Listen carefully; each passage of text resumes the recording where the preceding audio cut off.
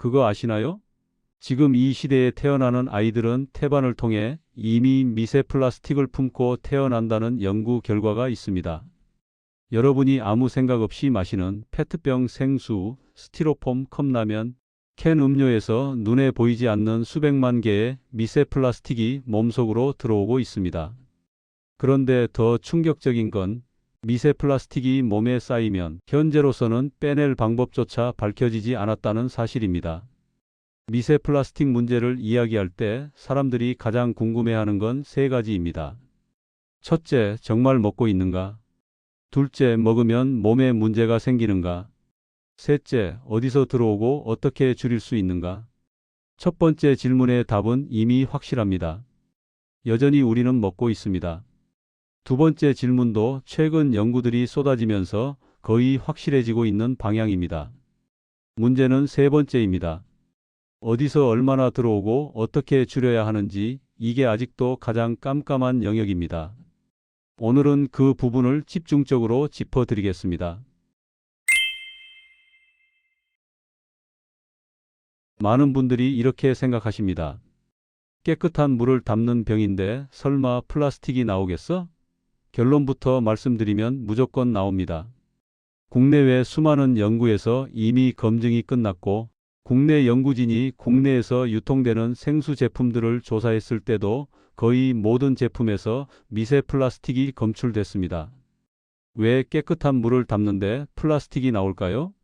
이게 페트병을 만드는 공정을 이해하면 바로 납득이 됩니다.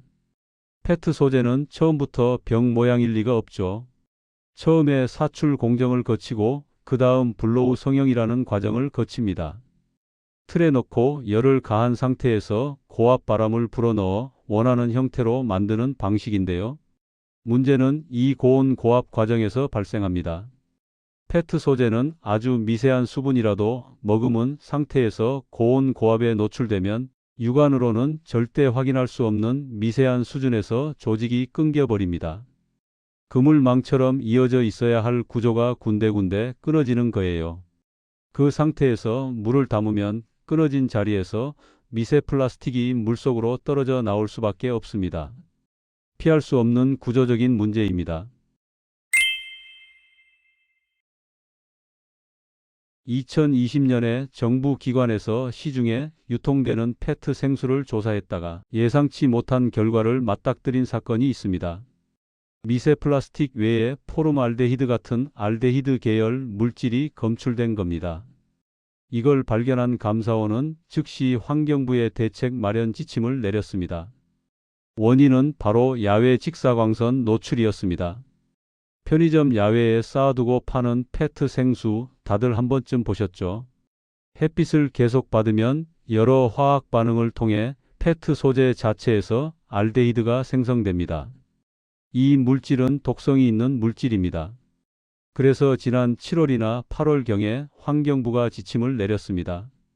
모든 편의점은 야외 판매 시 차광 포장을 씌우라는 내용이었는데 지금도 씌워진 곳이 있고 씌우지 않은 곳이 있습니다. 아직 잘 모르는 업체가 많다는 뜻이기도 합니다. 내가 잘못한 것도 없는데 편의점에서 햇빛에 한참 노출된 페트 생수를 구입하면 미세 플라스틱에 더해서 유해 물질까지 함께 섭취할 수 있다는 이야기입니다. 가장 효과적인 실천은 텀블러를 들고 다니는 것입니다. 페트병 생수를 줄이는 것만으로도 미세 플라스틱 노출을 상당히 줄일 수 있습니다.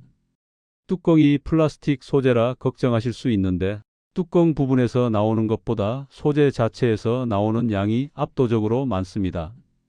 뚜껑까지 신경 쓰기 전에 내용물을 담는 소재를 먼저 바꾸는 게 훨씬 현명한 선택입니다. 정수기 필터가 플라스틱이라 걱정하시는 분도 계십니다만 정수기에 쓰이는 플라스틱은 일반 플라스틱이 아닙니다. 엔지니어링 플라스틱이라고 부르는 소재로 내구성과 열 안정성이 월등히 뛰어납니다.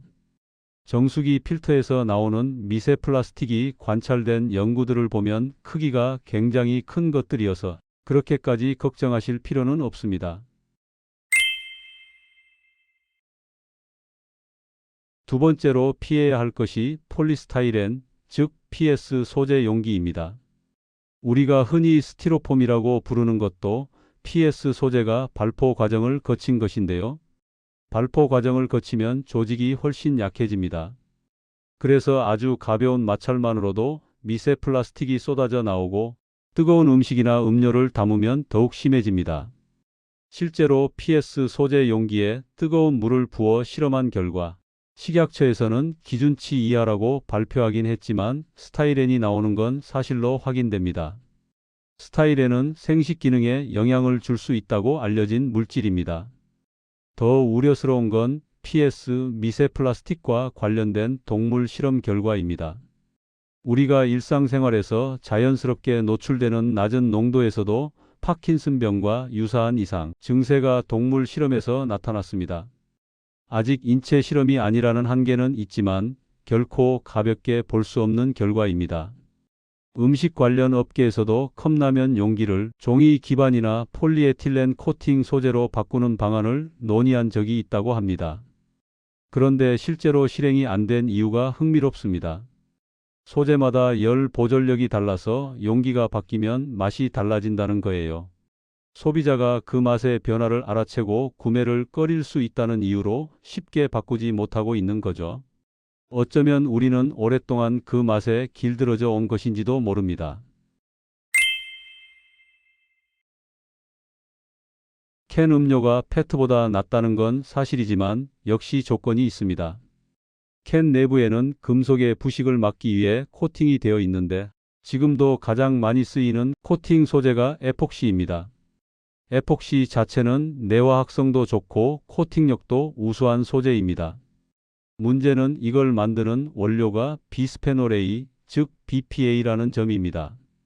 실제로 마트에서 일반적인 캔 제품들을 수거해 조사한 실험에서 약 90%의 제품에서 BPA가 검출됐습니다. 특히 기름진 음식을 담은 캔이나 통조림류에서 더 많이 용출되는 것으로 확인됩니다. 최근에 BPA 대신 BPS를 사용했다는 제품들도 늘어나고 있는데 BPS는 독성 연구 자체가 거의 없다가 최근에서야 하나씩 결과가 나오기 시작하는 상황입니다. 안전하다고 검증된 게 아니라 아직 검증이 안 된 것에 가깝습니다. 그렇다면 캔 음료는 어떻게 마셔야 할까요? 음식이나 음료를 담자마자 뿜어져 나오는 건 아닙니다. 오랜 시간이 지나면서 조금씩 용출되는 방식이기 때문에 유통기한이 많이 남아있는 차가운 캔 음료 정도는 크게 걱정 안 하셔도 됩니다. 반대로 유통기한이 얼마 안 남은 제품, 뜨겁게 보관된 캔커피, 기름진 음식을 담은 통조림류는 가급적 피하시거나 국물까지는 섭취를 줄이시는 걸 권장드립니다. 보통 통조림 유통기한이 2~3년이니까 기한이 얼마 안 남은 제품은 이미 오랜 시간 노출된 제품이라는 의미입니다. 미세 플라스틱보다 더 작은 게 나노플라스틱입니다. 1 마이크로미터 이하, 즉 1000 나노미터 이하 크기를 나노플라스틱이라고 부르는데 미세먼지와 초미세먼지의 관계처럼 크기가 작을수록 몸속 더 깊이 침투합니다.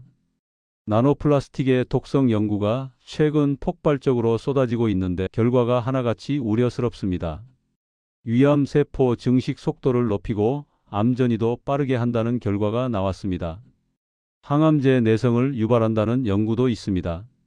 혈관 질환, 생식계 이상, 정자 건강 문제까지 관련 논문이 쏟아지고 있는 상황입니다. 실제로 인간의 혈액에서도 관찰이 되고 있습니다. 2025년에는 특히 중요한 논문 하나가 나왔습니다. 의대생들을 대상으로 일정 기간 동안 플라스틱 포장 용기를 얼마나 사용했는지 기록하게 한 다음 이들의 변을 분석한 연구입니다. 결과는 분명했습니다. 플라스틱 사용량이 많은 사람일수록 변에서 미세 플라스틱이 훨씬 많이 검출됐고 작은 것들은 이미 흡수된 것으로 분석됐습니다. 그리고 노출 정도가 높은 사람일수록 장내 미생물군의 변화가 나타났는데 이건 인간을 대상으로 처음 밝혀진 결과입니다. 이제 동물 실험 결과라서 믿을 수 없다는 말은 하기 어려운 시대가 됐습니다. 더 섬뜩한 연구도 있습니다. 미세 플라스틱을 분해해서 에너지원으로 쓰는 장내 세균이 생겨났는데 그 균이 폐렴을 일으키는 유해균이었다는 내용입니다. 미세 플라스틱이 쌓인 환경에서 유해균이 함께 번성한다는 뜻입니다. 중금속의 경우 동적 운동으로 땀을 흘릴 때 일부 배출된다는 연구가 있지만 미세 플라스틱은 연구 역사 자체가 짧아서 몸에 쌓인 것을 어떻게 빼낼 수 있는지가 아직 밝혀지지 않았습니다. 그래서 배출보다 노출을 최소화하는 것이 현재로서는 가장 현명한 전략입니다. 많은 내용이 쏟아졌으니 핵심만 정리해 드리겠습니다. 페트병 생수는 구조적으로 미세 플라스틱을 피할 수 없습니다. 직사광선에 노출된 제품은 알데히드 같은 유해 물질까지 추가로 노출될 수 있습니다. 스티로폼 컵라면 용기는 PS 소재 특성상 뜨거운 것을 담는 순간 미세 플라스틱이 대량으로 방출됩니다. 캔 음료는 유통기한이 충분히 남아있는 차가운 제품을 선택하고 뜨겁거나 기름진 캔 제품은 피하는 것이 좋습니다. 국물까지 모두 드시는 건 자제하시는 게 낫습니다. 가장 확실하고 효과적인 실천법은 텀블러를 들고 다니는 것입니다. 그 하나만으로도 일상에서 미세 플라스틱 노출을 의미 있게 줄일 수 있습니다. 오늘 처음 시작하신다면 내일부터 텀블러 하나 들고 나가는 것부터 해보시면 좋겠습니다. 우리가 당장 모든 것을 다 바꿀 수는 없겠지만 알고서 줄이는 것과 모르고 계속하는 것은 다릅니다. 오늘 이야기가 조금이라도 실천의 계기가 되셨으면 좋겠습니다. 오늘도 노인생활 라디오와 함께 해주셔서 감사합니다. 다음에도 삶에 도움되는 이야기로 찾아뵙겠습니다.